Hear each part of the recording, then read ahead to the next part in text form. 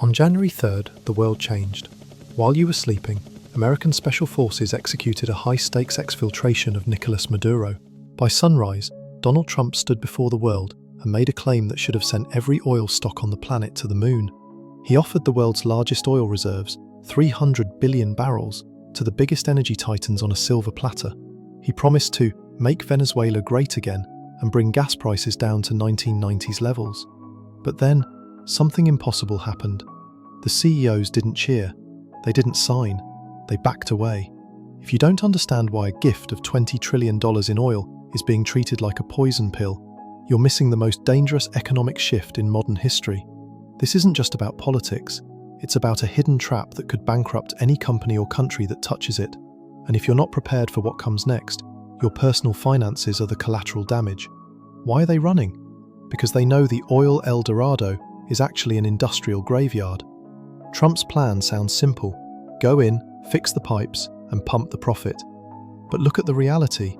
We're talking about an infrastructure so rotted it requires $180 billion just to get the lights back on.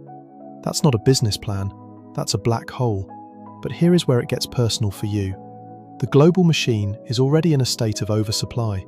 Crude prices are hovering below $60. To make Venezuelan heavy oil profitable, the world needs $100+ oil. If these companies dive in, they are betting your future on a commodity that is becoming very dense, very dirty, and very hard to sell in a greening world. Exxon's CEO Darren Woods didn't just hesitate, he called the entire country uninvestable. Think about that. The man who runs a company larger than most national economies is scared of this deal. You've been told that energy dominance makes you safer. But what if dominance actually means being chained to a sinking ship? What if the reason your cost of living is rising isn't that we lack oil, but because we are chasing the wrong kind of wealth? The titans are playing a game of survival. They are protecting their billions by staying out. But you're the one stuck in the middle. You're the one who pays when the economic machine decides that your stability is less important than their risk management. The machine is an unbeatable giant, and right now, it's telling you that the historic deal is a ghost story. Can you afford to believe the hype when the experts are fleeing for the exits? To understand the trap, we have to look at the one time this actually worked and why it can never happen again. To understand why the oil giants are saying no today, you have to understand the one time they actually said yes. This isn't the first time an American leader has looked at Venezuela and seen a gold mine. In the mid-1990s, we witnessed what economists call La Apertura, the opening. This is your first successful test. It is the proof that the machine can work, provided you have the right keys. Back then, Venezuela wasn't a pariah, it was the crown jewel of Latin America. PDVSA, the state oil company, wasn't a hollow shell. It was the second largest oil company on earth, run by technocrats, not generals. They invited the world in. Exxon, Shell, ConocoPhillips, they all rushed to the Orinoco belt, and it worked. Production hit 3.5 million barrels a day. The cash flow was torrential. It was the first win in the hero's journey of global energy. It proved that if you threw enough Western engineering at Venezuelan geology, you could conquer it. So, Trump looks at this history book and asks a logical question. If we did it in 1998, why can't we do it in 2026? Here is the confidence trap. Trump thinks he's buying a time machine, but the oil majors know he's actually buying a chemistry set that exploded 20 years ago. Let's get technical. This is where you become smarter than 99% of the people arguing about this on Twitter. Not all oil is created equal.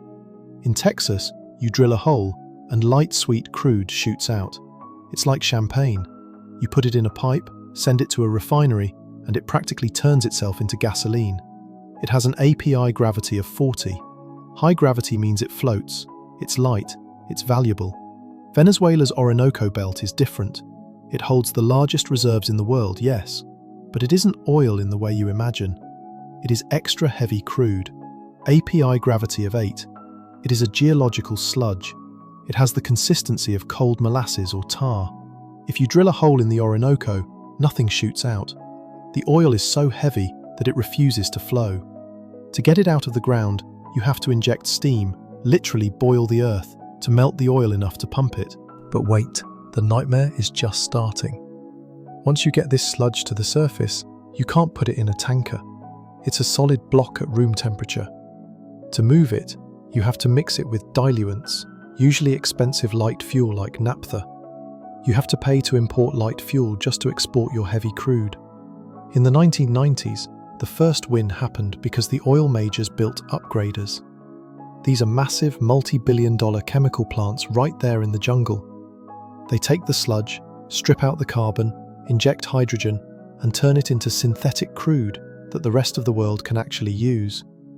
Exxon and Conoco poured billions into these upgraders. They built the machine, they proved the concept, and then, in 2007, Hugo Chavez stole them. He nationalized the assets. Exxon walked away, leaving billions on the table.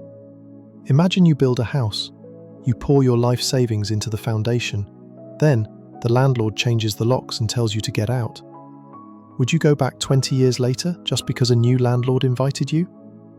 The first win of the 90s relied on brand new, state-of-the-art technology. Today, those upgraders are scrap metal. They haven't been maintained in a decade. To restart the Venezuelan machine, you don't just need permission. You need to rebuild the entire industrial skeleton of the country. We are talking about replacing thousands of miles of pipeline that have been stripped by copper thieves. We are talking about repressurizing reservoirs that have been damaged by amateur management.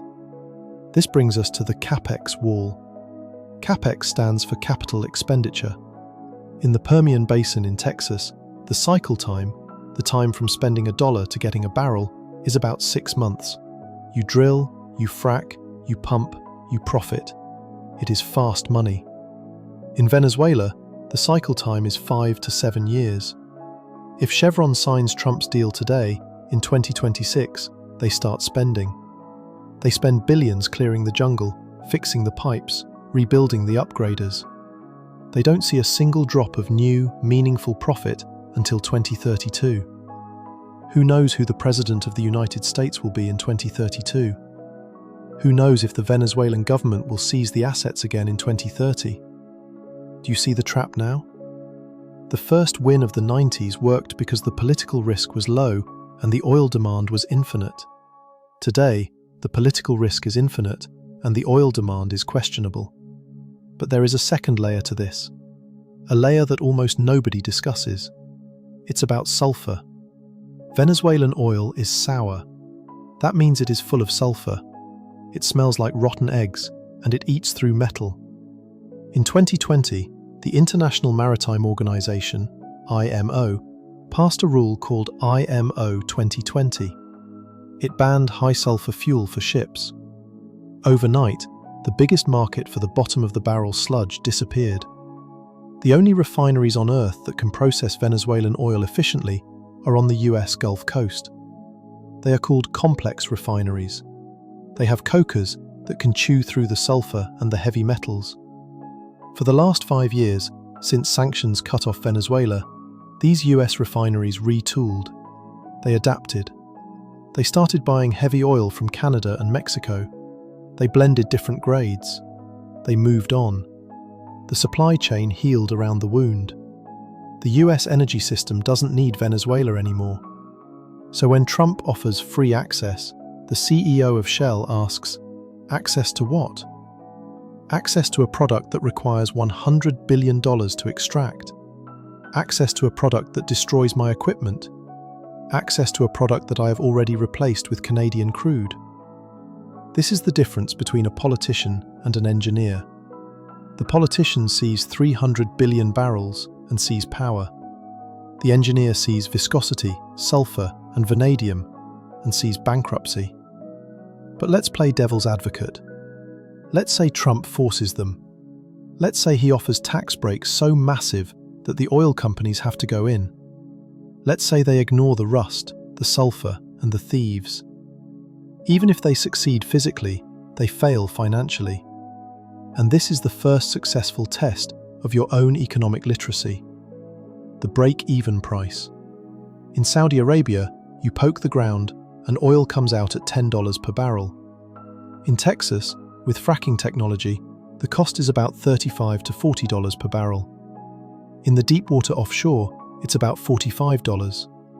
To make a profit in Venezuela, after rebuilding the ruins, you need oil to be at $80, $90, maybe $100 a barrel for a decade.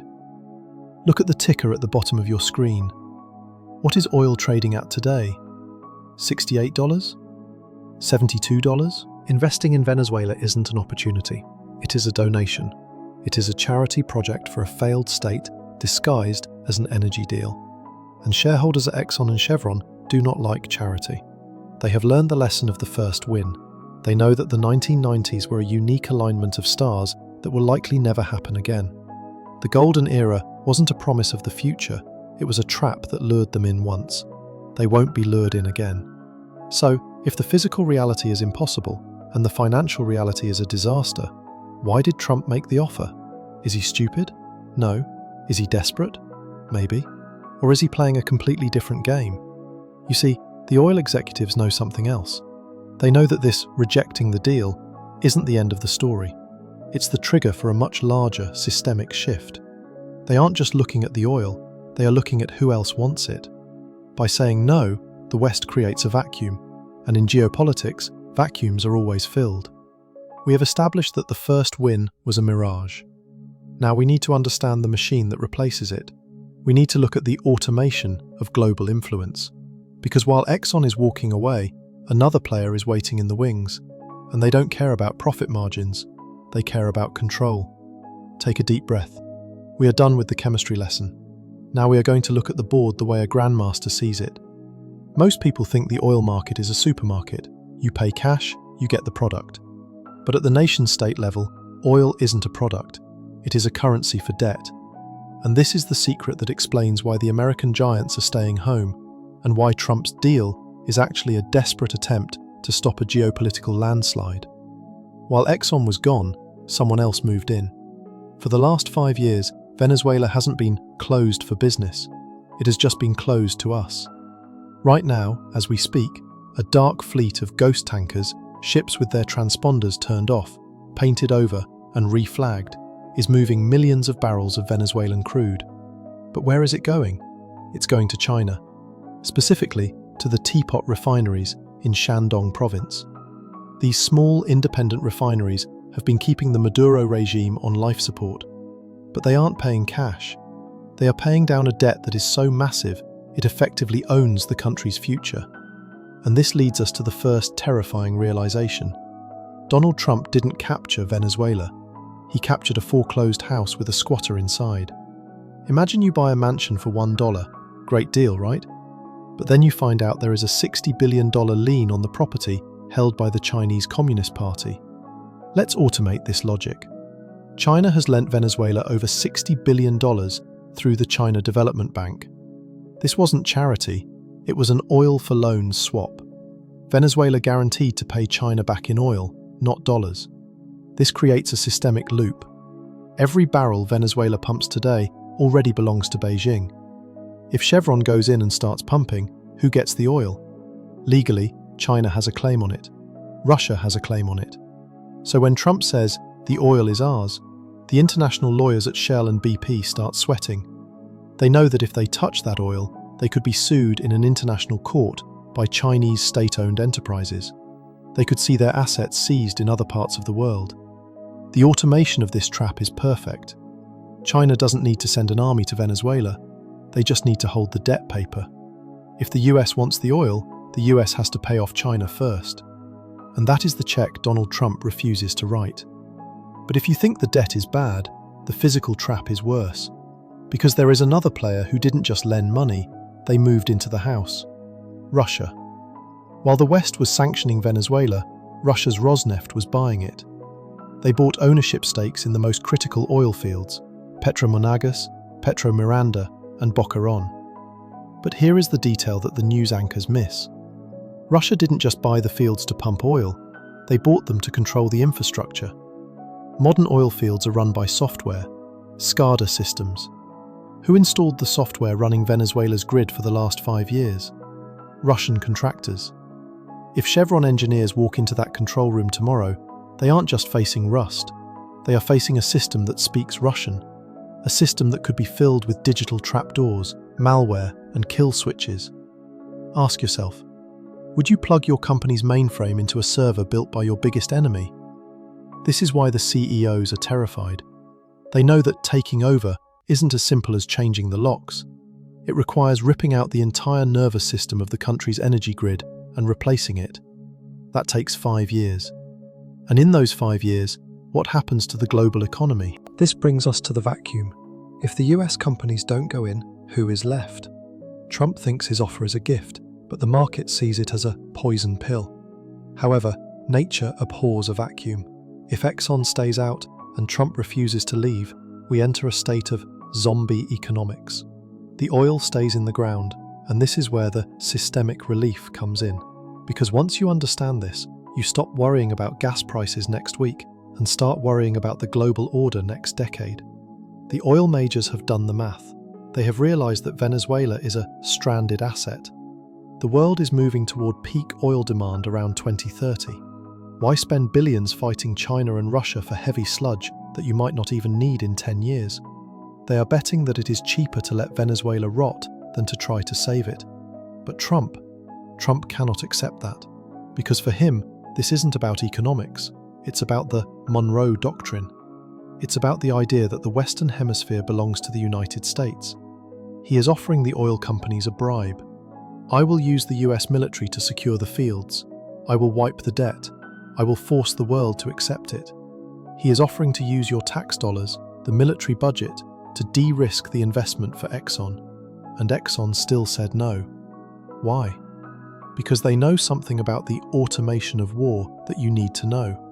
We saw it in the Red Sea in 2024. We saw it in Ukraine. Cheap drones can disable billion-dollar infrastructure. Venezuela is 353,000 square miles of jungle, mountains and coastline. It is a guerrilla fighter's paradise. There are thousands of colectivos, armed militias loyal to the old regime, hiding in that terrain. If you are the CEO of Chevron, you have to ask, can the US Marines guard every mile of pipeline? Every pumping station? Every tanker? The answer is no. And here is the hidden cost that hits your wallet. Insurance. Lloyd's of London, the people who insure the ships and the rigs. They classify Venezuela as a war risk zone. The premiums to operate there are astronomical. If a single drone hits a pipeline, the insurance rates spike. The profit margin vanishes. The system automatically corrects to uninvestable. The oil companies are not rejecting the oil. They are rejecting the security cost of the oil. They are telling Trump, unless you annex the country and turn it into the 51st state, we cannot do business there. And that might be exactly what the system is pushing towards. We have realized the prize is a trap. The dragon, China/Russia, is already inside the cave. The sword, US military, is too expensive to use. So, is it over? Is Venezuela doomed to be a failed state forever? No, because there is one variable we haven't discussed, a variable that changes the math completely. It's not about the oil going out, it's about what comes in. The oil companies are rejecting the past, but they are quietly preparing for a different future. A future where Venezuela matters, but not for the reasons Trump thinks. What if I told you the rejection is actually a negotiation tactic? What if they are waiting for the price to drop to zero? This is the final piece of the distressed asset strategy. Wall Street loves a fire sale. Right now, Trump is trying to sell Venezuela at retail price. He wants the companies to pay for the privilege. The companies are waiting for the liquidation price. They are waiting for the US government to get so desperate to stabilize the region that they offer subsidies. They want you, the taxpayer, to pay for the new pipes. They want you to pay for the security. They want you to guarantee the loans. They aren't saying no forever. They are saying no until you pick up the check. You started this video thinking, why don't they want the oil? Now you know. They do want it, but they want it risk-free. And they are using their rejection to force the government to take all the risk. It is a game of chicken between the White House and Wall Street. And right now, Wall Street is winning. So where does that leave us? Where does that leave you? It leaves us at the dawn of a new era.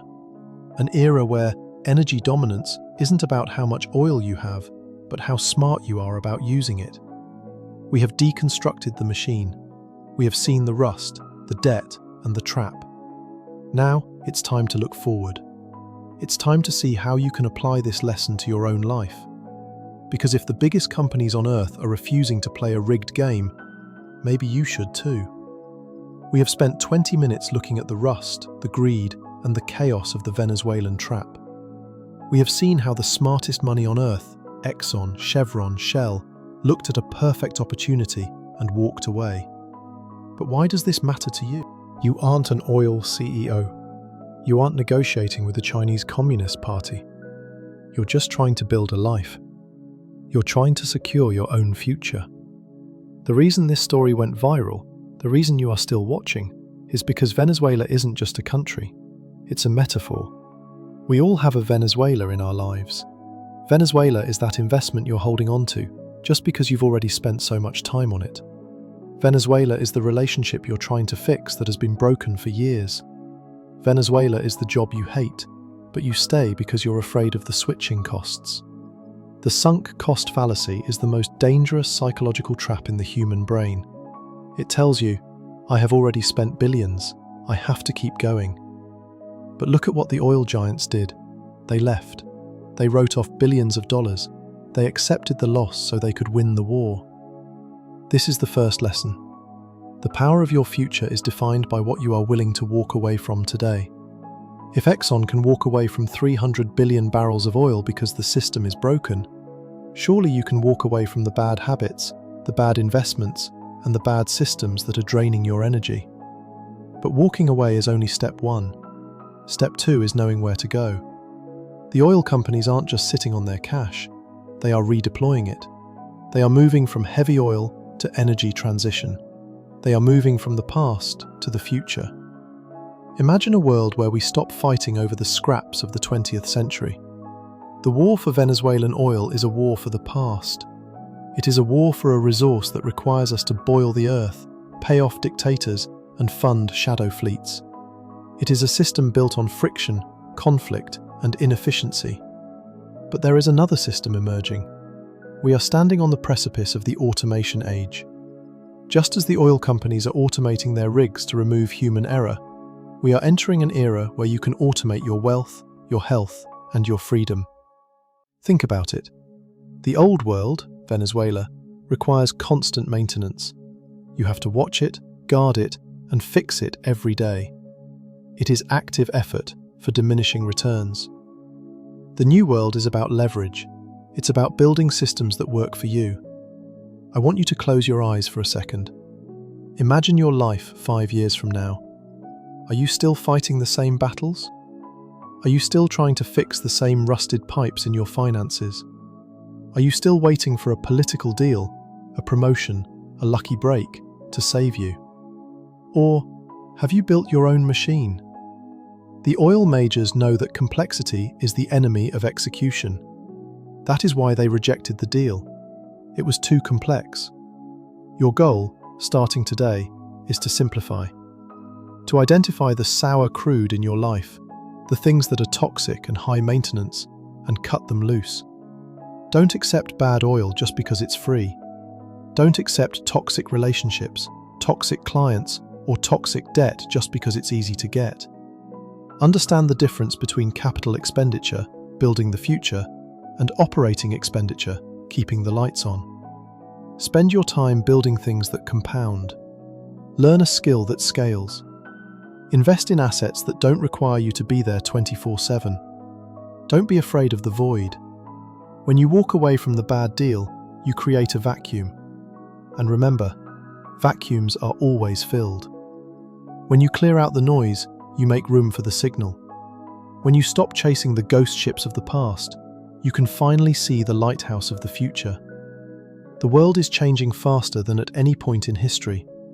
The Venezuela trap is going to catch millions of people.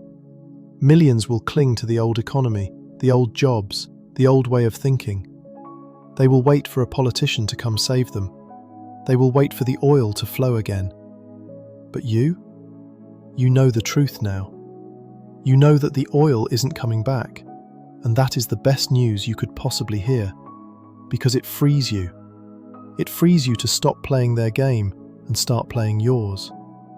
The oil companies made a choice. They chose stability over chaos. They chose the future over the past. They chose to protect their value rather than chase a mirage. On January 3rd, 2026, history turned a page. The question is, did you turn it with them? You have the information. You have the framework. You understand the machine. The hidden trap is visible to you now.